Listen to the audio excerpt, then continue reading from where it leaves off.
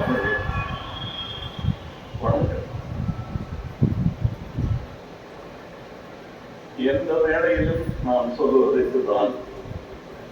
ஆனால் இந்த மேடையில் சொல்வது மிக பொருத்தமானது. கல்வியும் அன்பும் ஒருங்கே கிடைப்பதில்லை. அம்மாட்ட கிடைக்கும், அகரத்தில் கிடைக்கும். அது எவ்வளவு பெரிய விஷயம் சொல்லுது. அதாவது சினிமா வானில் நட்சத்திரமாக இருப்பதற்காக கொடுக்கப்படும் கிரீடம் அதெல்லாம் வேற.